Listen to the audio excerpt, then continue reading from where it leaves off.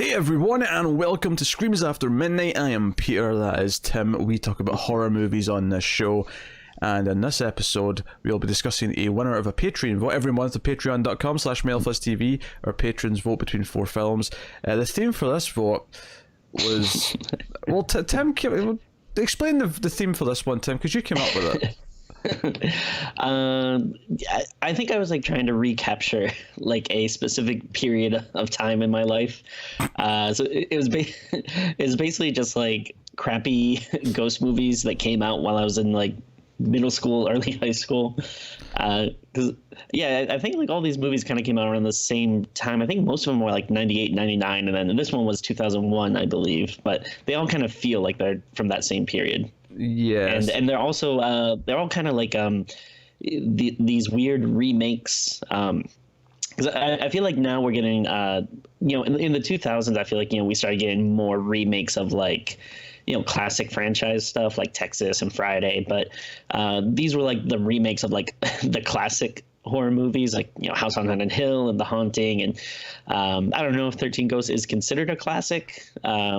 Existed. But, it is an old ghost movie. Yeah, there is a 1960s 13 Ghosts, which had the gimmick of actually having glasses that you had to wear in the cinema. Every time, you could only see the ghosts on the screen if you wore the glasses. Oh, in the original movie? Yeah, that's how it works in the original.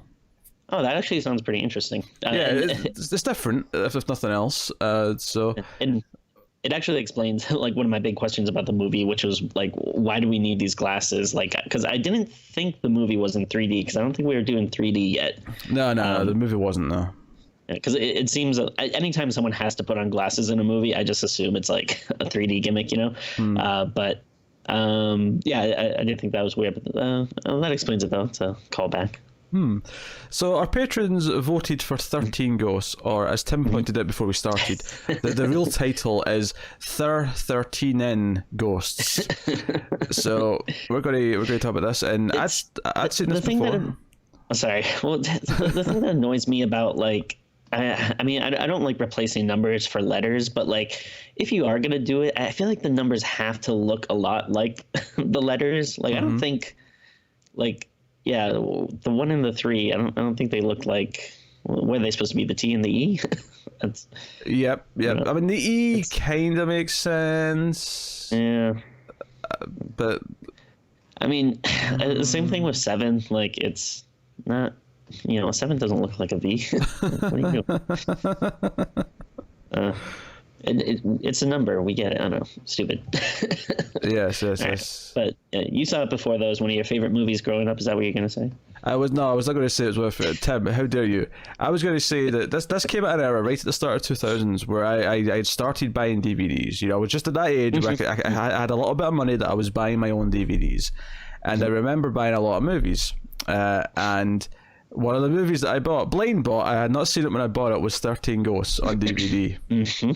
And I remember reading reviews on DVD review websites, and they all seemed relatively positive. I liked horror movies. Not Roger Ebert. Well, actually, I was looking at something the other day, and I guess this is made one of his lists of the most hated movies that he's ever done or something. That does not surprise me, Timmy, because I hated this when I saw it, and I mean, maybe hate's a strong word, but I definitely did not like it. And I hadn't seen it since then, because I would have done. So I was not looking forward to revisiting this. But of course, we'll start spoiler free. We'll give you a warning before we go into spoilers. Same old stuff. So the plot of 13 Ghosts is that Cyrus, this older dude, his 50s, he is collecting ghosts with Matthew Lillard, who's a psychic. Yes, you heard me right, folks. And we start the movie with a little prologue scene, but then ultimately what it's about is that Cyrus dies and he leaves his fancy house to his nephew, played by Tony Shalhoub, who's got a family, including his older daughter, Shannon Elizabeth from American Pie, which again kind of dates the movie. Okay, right, so this must have been close to American Pie, because she's still playing what I think is meant to be a teenager, or at least, maybe slightly older than that. But So and the lawyer who brings this information takes them out to the house, and we spend the entire movie in this house. Don't forget they also have a son and a maid, I guess. No, caretaker. It was a nanny. It was specifically a nanny.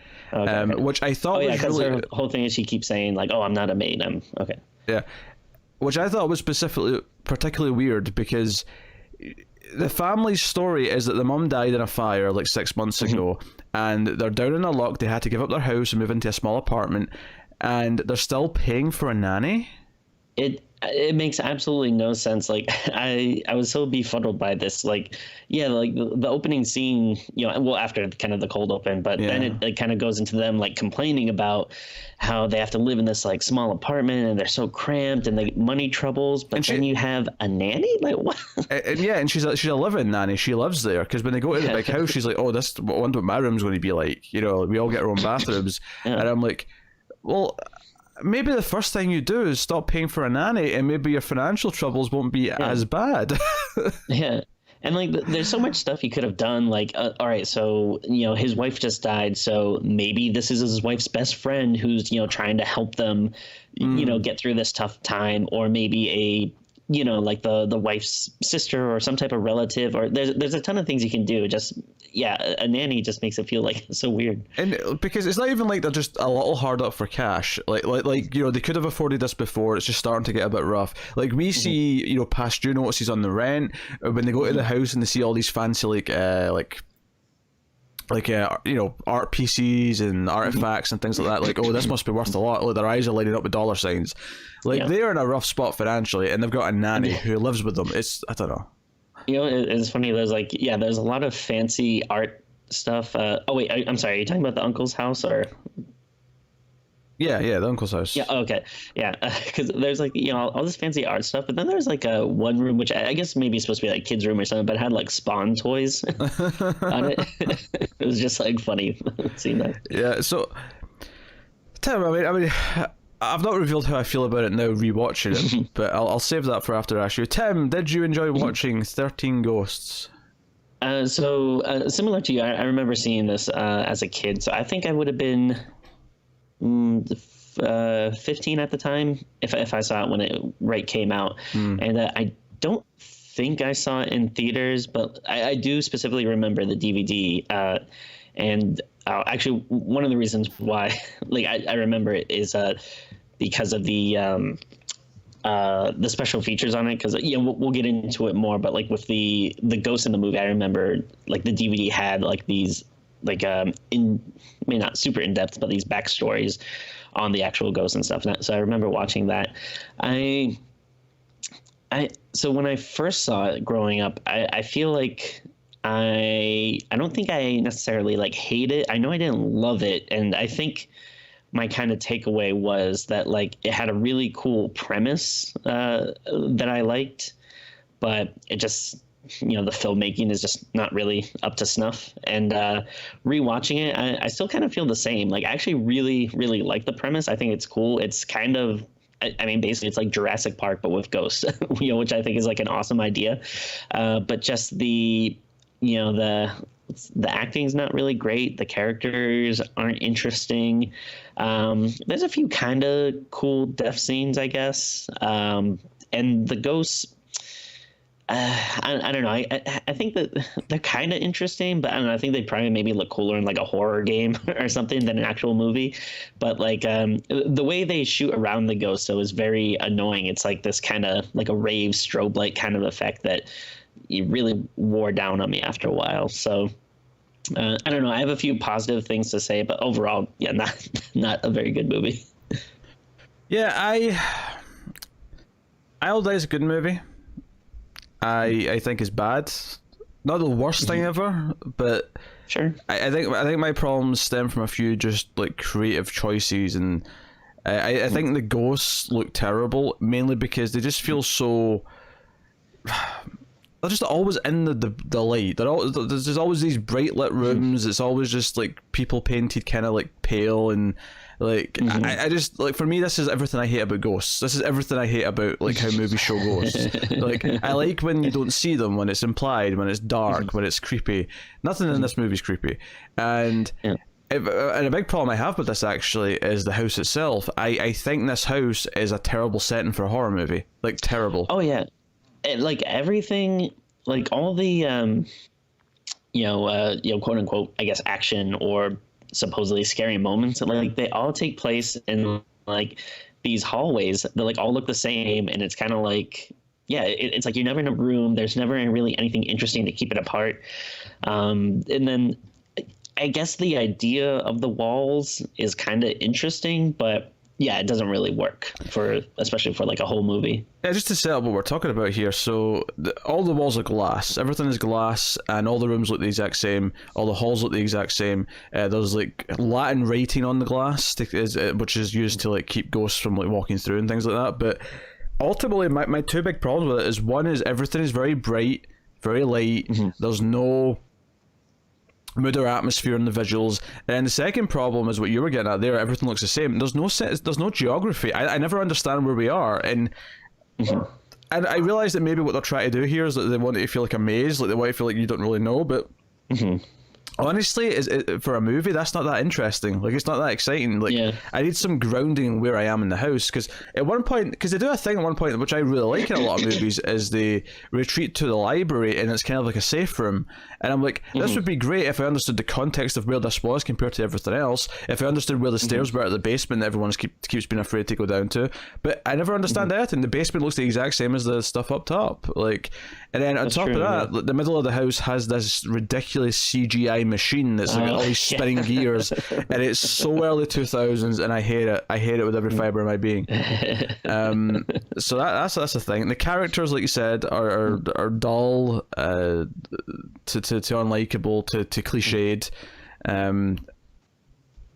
You know, the little boy, he's got like a trait where he's really fascinated by dead people for the first 10 minutes of the movie, and then it's irrelevant for the rest of the thing. It's never brought up again. It's never it's not like he has knowledge later on that's useful because he's interested in dead people. It's just a joke at the start, and that is it. It just goes away.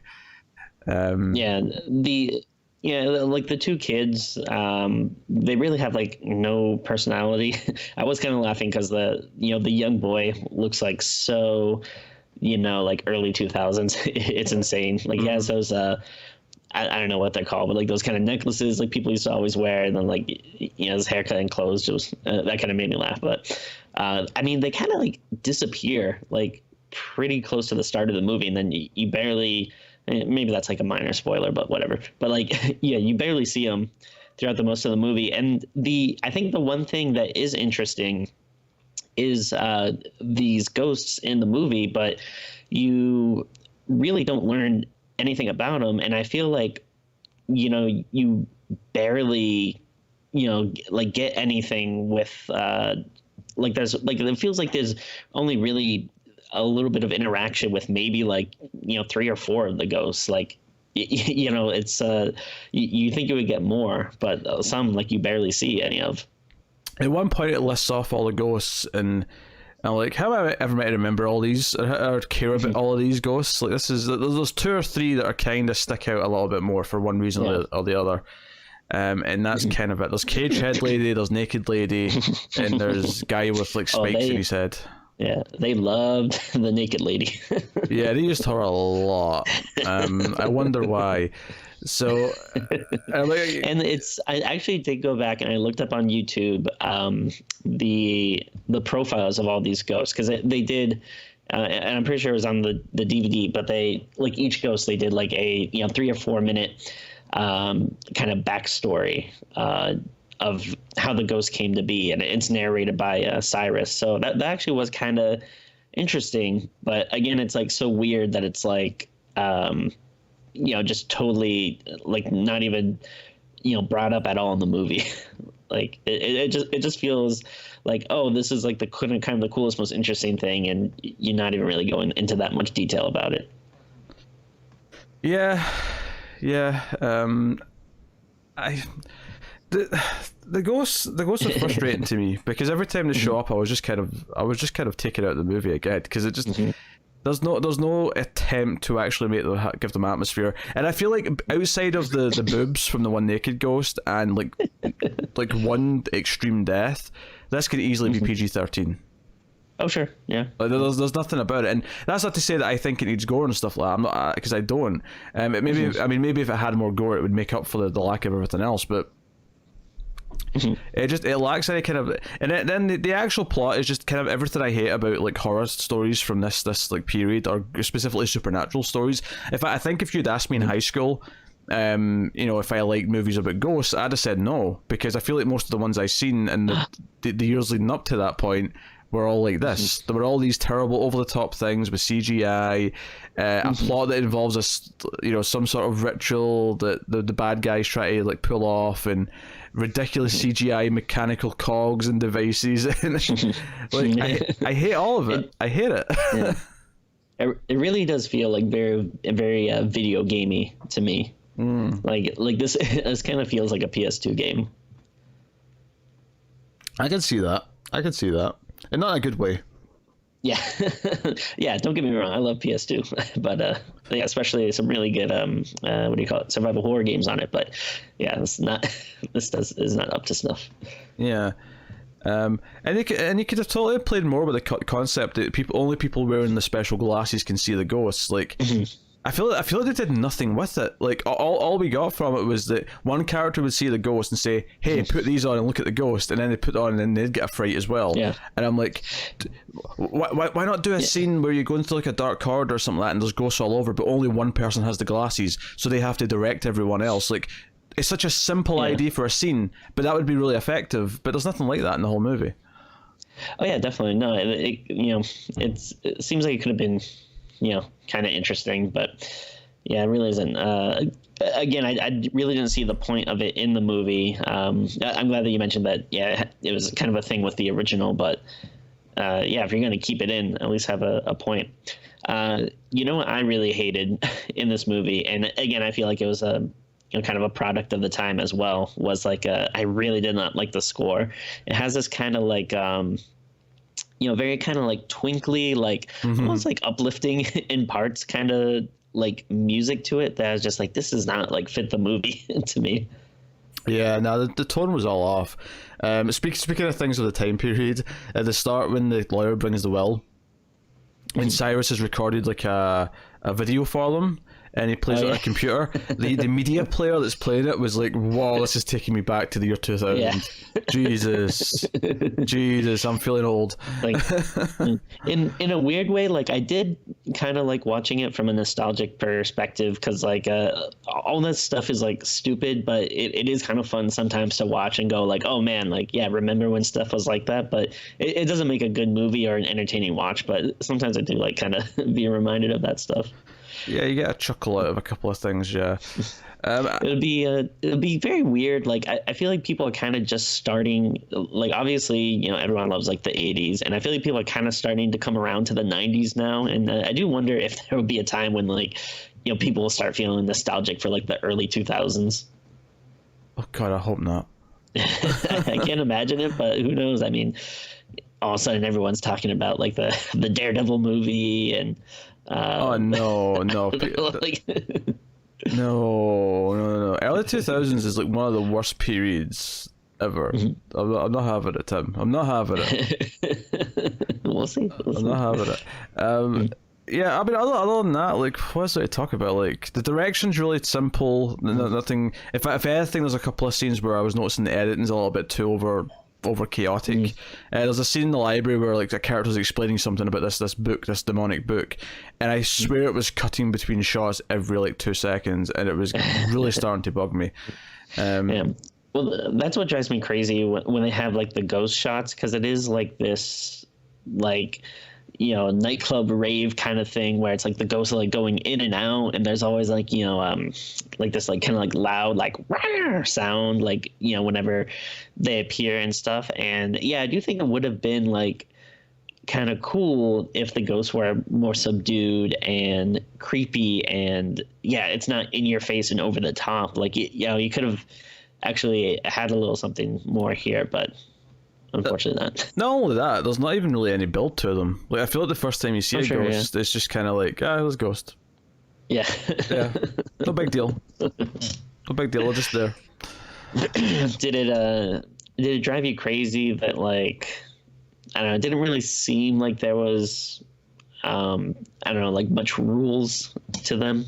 Oh god, Like, yeah. There's no rules at all. Like they tell us they can't go through the glass and whatever, so that's why they're kept in these glass cells. But you know, once they're open, and I'm like, can they? I don't know. it's like what exactly can they do? Like, and then you know they do mention something about how these are more like angry, vengeful ghosts and stuff that can harm you, but like.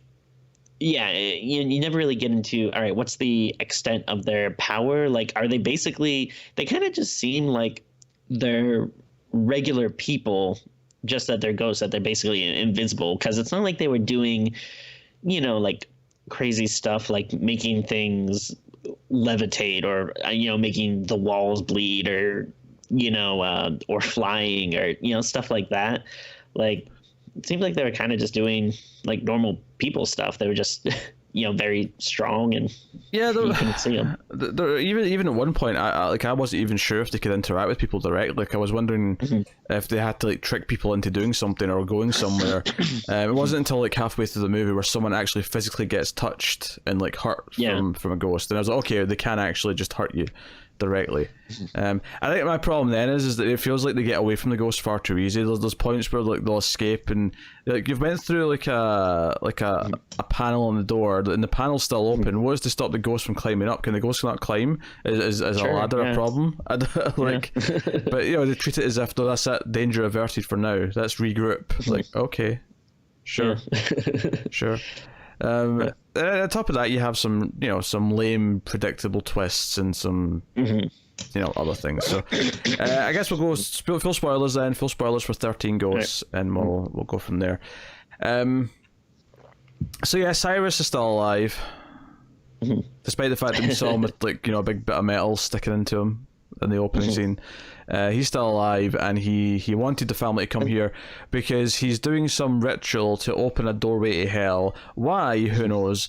I wasn't sure exactly what his ultimate goal was. Like, is he trying to get immortality? Is he trying to live forever? Is he trying to get control of these ghosts? I didn't really know. Yeah.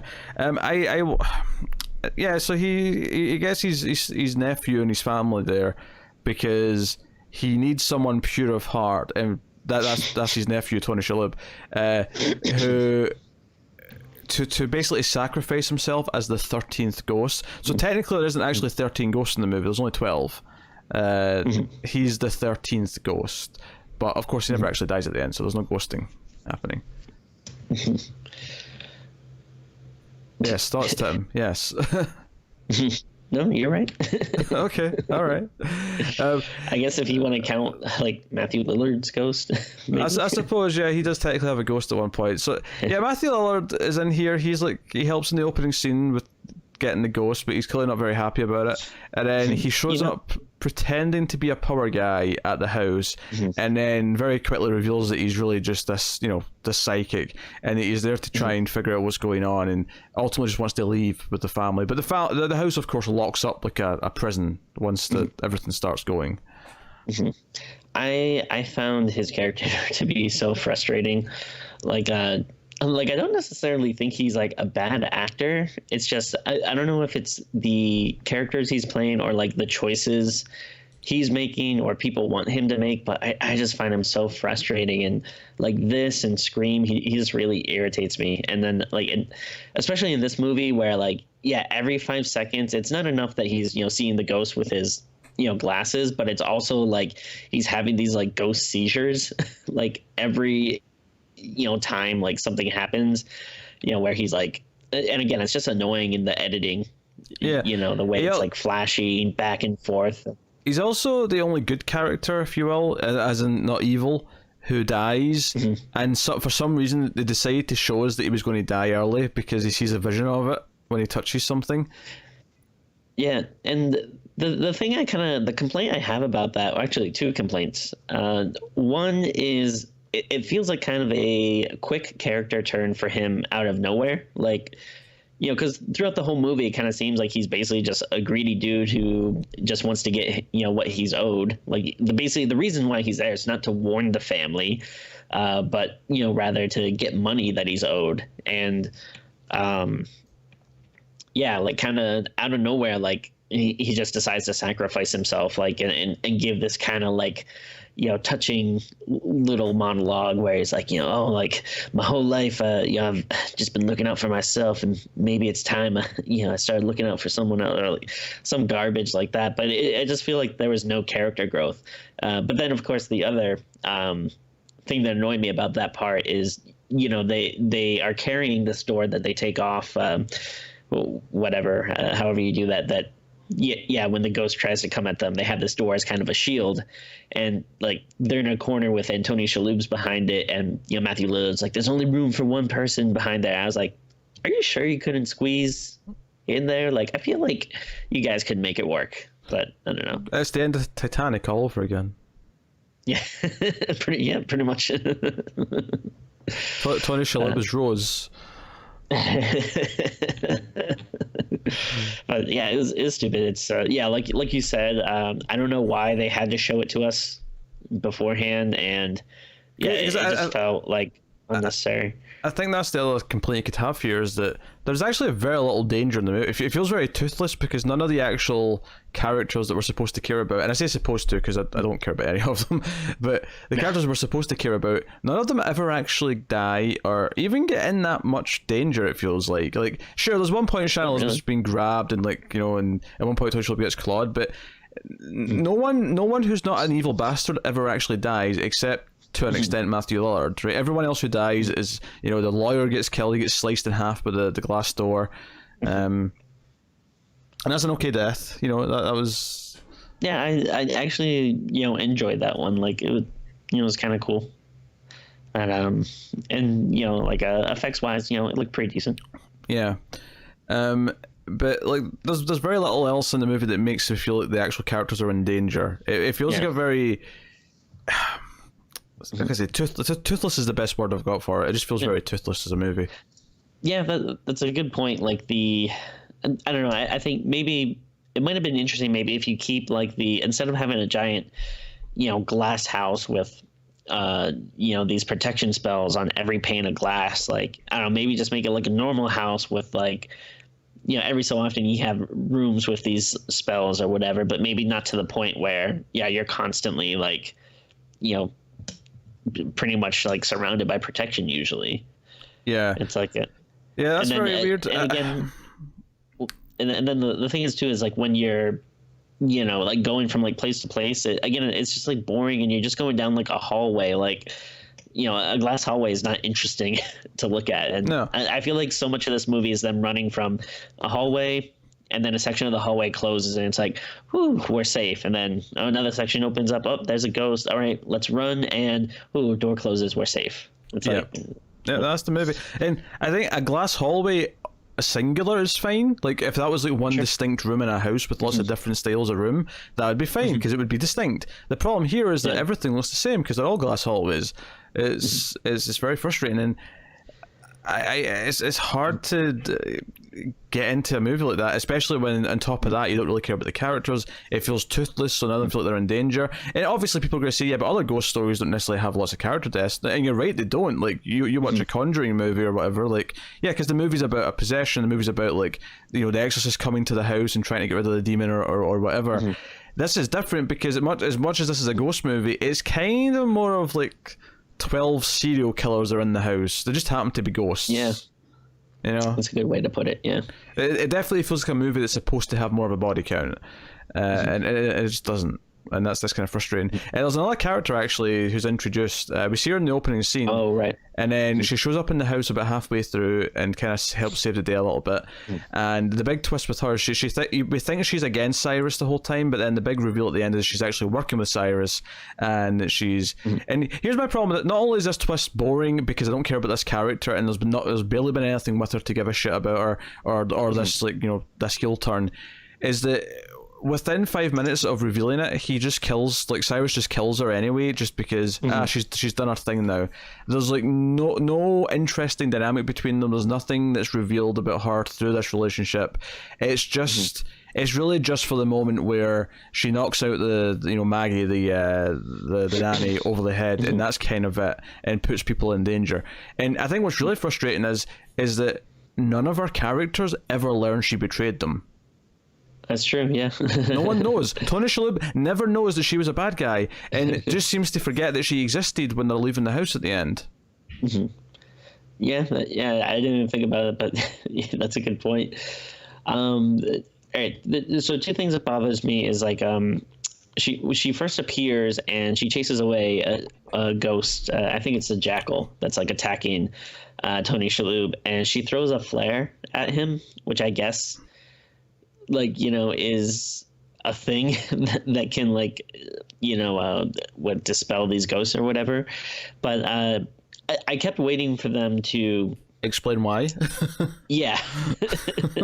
Which because I thought they were going to say like, oh, this is a ancient Roman candle blessed by the church that they hate or something. But later, she's talking about how she has all this dynamite and stuff, and I was like, oh wait, was that just a regular flare? Like that just works on these ghosts? And then I do have a bit of a theory, which I believe for that particular ghost, when I was watching those bios on YouTube, I do think they mentioned that one was killed by fire.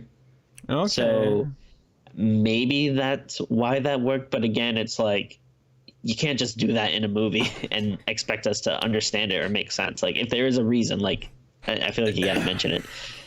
Yeah. So that really bothered me. Everything she explains bothered me. Like, she pulls out this book and starts talking about the rules, and it's not really rules, just the the backstory of what was going on here, what the 13 Ghosts represent, and the device, this house is built by the devil or designed by the devil and built and fueled by ghosts, and it's all just exposition mumbo jumbo that means nothing. It's that scene in these supernatural movies that I hate. And it relies on all this extra mumbo jumbo that just means nothing. Another thing that I didn't like from a character perspective is that maybe you didn't notice this or didn't feel this way, but I thought that Tony Shalhoub's character Arthur, I thought he seemed to get very concerned and wanted to get everyone out of the house before anything bad actually happened to him or he witnessed anything. But he seemed like, I need to find the kid and get out of here. Before, and all that's happened is that Matthew Lillard's told him there's ghosts, and obviously doesn't really believe him because he's, it's ghosts. Yeah. And he very quickly seems to want to get out, to the point where he wants to smash through the door. He tries breaking the glass, and I'm like, when did he get to this point?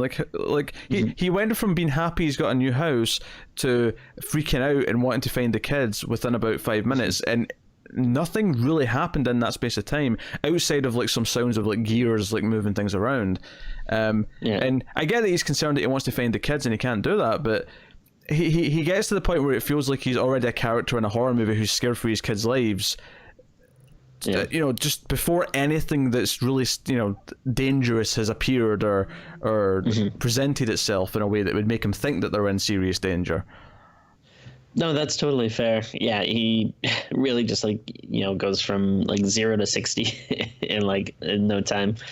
And yeah, even I guess you are in a very weird house, and if it does start moving, yeah, you definitely would be concerned. But yeah, to the point where you're breaking windows and stuff, yeah, that wouldn't happen.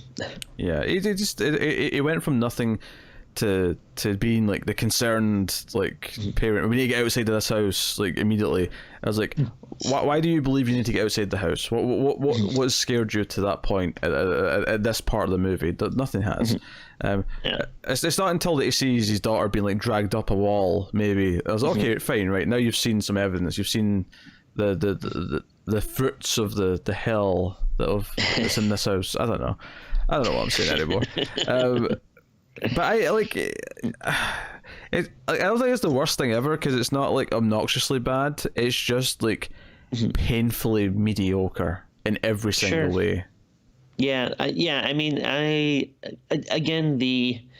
it's kind of a shame, because I really do like this premise, and again, I think more if you are keeping it more like Jurassic Park with ghosts, which kind of feels like, that could kind of be like the tagline almost to it, or whatever. Do you want to know how you do Jurassic Park with ghosts? Do you want to know how you do that premise? You make that a Ghostbusters movie, and it's their prison. It's wherever they've locked up all the ghosts, and you make it more of an actual horror comedy. There you go. Yeah. I'd be I'd be definitely down for that. But yeah, unfortunately, they just don't really go anywhere I would have liked them to in this movie. And the ending is like pretty stupid. Like you say, that all right, there's a reveal that Cyrus is still alive, and I mean, at this point the audience already knows, but it feels like we're still supposed to be kind of shocked when Tony Shalhoub finds out, but that's not like really a big deal. And I think that what they do there is they try to prove that he's not just a ghost, because he puts the glasses on and off to check that he's alive. I think before that we're supposed to suspect that he might just be the ghost of Cyrus. True. Yeah. And then the whole like it's so over the top and elaborate. Like all right, you have to sacrifice yourself, fine, but it's like the way you want him to sacrifice himself is by like jumping onto these like super fast rotating gears. Like there's got to be like a much simpler way to do it. And then it's so cheesy when like Matthew Lillard his ghost shows up, and it's like, you got this, man, you can do it. And then like Tony Shalhoub all of a sudden has like the most amazing like reflexes ever, where like he's like, these things are literally like spinning like what, like at like 0.0001 of a second. Like they're so fast, and there's that brief moment that they stop, but he wouldn't have been able to do that. Come on. And also I like Tony Shalhoub, but come on, it's not like he's he's not Spider-Man. When you think of like prowess or whatever, he's not the poster boy for that. And the other thing with Cyrus, just to go back to like him being alive or dead, is that so we find out he's actually alive, and the reason why you might think he's still a ghost is because he actually still has like blood on his outfit, and as if he as he was when he died, which then begs the question, why does he still have blood coming from the wound if he's just like, because it's not like this happened yesterday, like he's had time to change, get a shower. And it's one of those things that doesn't make sense, because like, all right, so we're supposed to believe he dies in that opening scene, but like the characters in the movie didn't see that scene. So it's like, it's like the movie is trying to like, talk to the audience and be like, hey, remember like when he died? But then it's also like, all right, but this doesn't make sense though in the context of the movie. Like the characters were not around when that happened. And then we didn't even get into the dumb stuff with the mother, which is I didn't need any of that. One of my peeves in supernatural movies is the friendly ghost. Is the the ghost of the loved one who's there to actually kind of help and like says goodbye at the end, so we can have a sweet moment with the violins where the family's all like, "Mom, we love you." It's like, "I love you too, babies. Keep each other safe." And the music swells up, and I hate it every time this happens in a movie like this. I absolutely hate it. It's cheesy. It sucks all the mystery out the ghosts. It's like, oh yeah, there's just good ghosts flying around as well. I don't know. I hate it. Like I'll accept it in something like Casper because it's Casper. Well, yeah. But anything that's supposed to be a horror movie, no, get it out of my face. I want nothing part of it. I mean, I don't mind the idea of like another ghost fighting a ghost, but yeah, it does get a little cheesy because usually it is like you're saying, like they're going for the sweeter version where, it's a loved one, and I feel like most of the time it usually does end up being like a mom or something, some type of or motherly figure, and it's like, it's not like they're taking out a ghost sword and being all cool and fighting and stuff. It's always just like no, through the power of love, I banish you, or something like that. It's like, whatever. Yep, that's pretty much. And then these. So wait, what? I don't remember what happened. So Maggie is messing with the controls, and the thing breaks, and then everyone's just like free. Yeah, the ghosts are all free. Basically. Yeah. So Maggie actually kind of funny. Saves the day, basically. Yeah, which it's kind of funny because the like yeah, then the ghosts are just like walking into the woods, and then I actually kind of thought like, you know, as much as like I'm not crazy about this movie, it might be kind of cool if they did like a sequel where now they have to hunt the ghosts down or something. And I don't know, but I mean, obviously actually, that didn't happen. it's worth mentioning that Maggie's the one who actually breaks the machine and the doors and all that. She actually saves the day. Tony Shalhoub jumping into all the rings and gears to get to the kids actually accomplished nothing because soon after, soon after they stop spinning. Yeah, it's like all right, man, cool, but maybe you should have thought that through a little bit more. Yeah.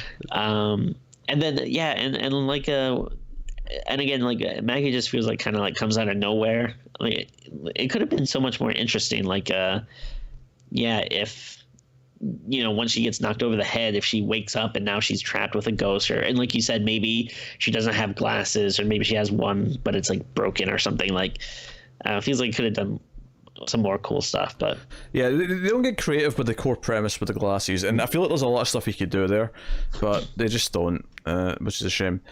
And then yeah.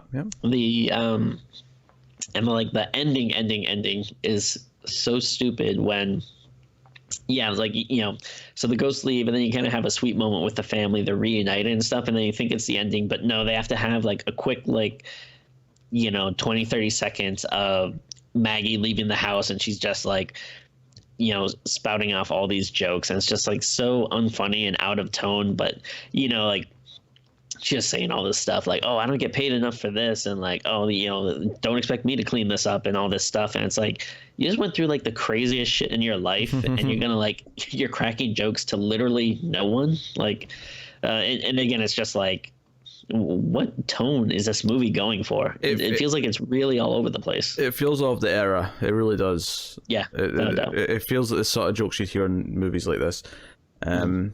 Yeah, I'm sure one day we'll do the other ones that were on the vote, and I'm sure one day we'll do, God, we had a commentary on Patreon for it, but Darkness Falls, I'm sure, is something that'll happen at some point. Oh yeah, that's a 2000s ass movie. Oh, it is. This era of supernatural movies, I just like from 1999 to about 2004 or something like that. There's just all this shit. Not that there's not good horror movies in there, because there is, but there's a lot of mainstream shit.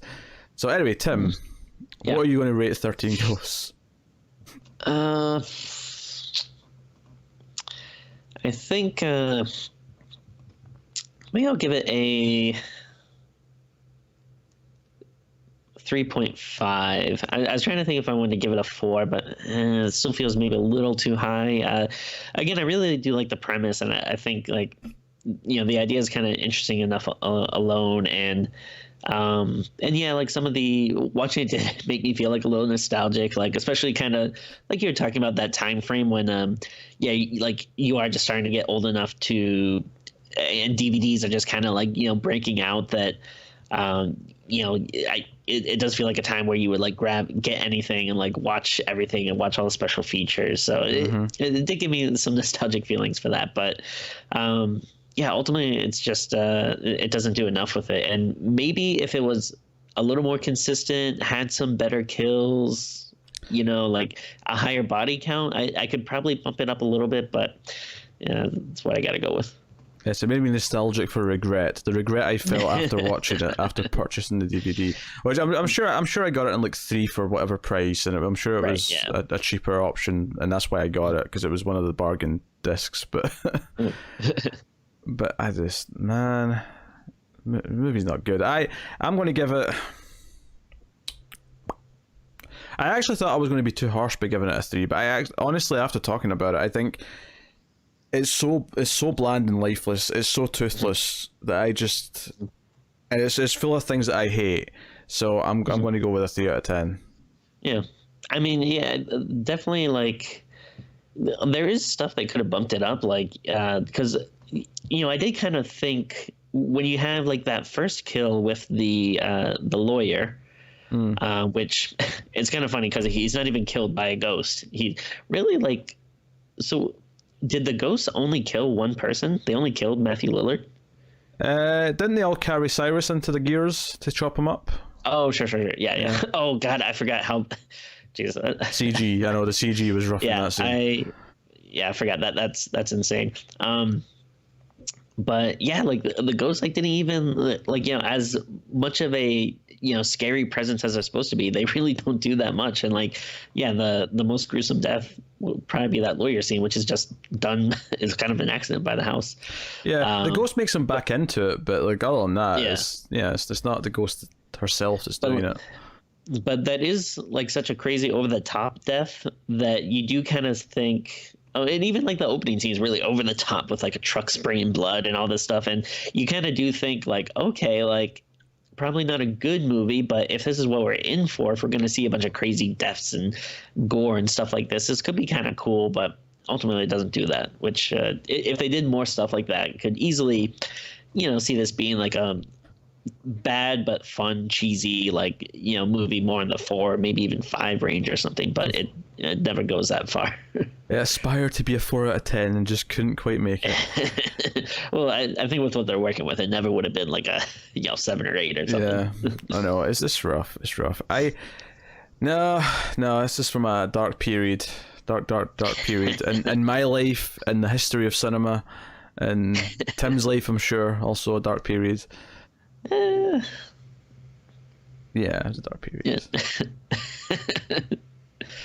It probably would have been like right before I started working at Pizza Hut. A very dark period, free pizza. Yes. I mean, free pizza, sure, but but that is the discussion on 13 Ghosts. So you can, of course, let us know what you thought of the movie in the comments below. If you've seen it, you can like and subscribe, all the usual stuff. It's worth mentioning other stuff that you can check out from us. We have a sci-fi movie podcast called The Ace, the Atomic Cinema Experiment, which I do with Tara. Otherwise, that is us. So thank you once again for watching or listening. We always appreciate it. Keep watching scary movies, guys, although better ones than this. We'll see you next time.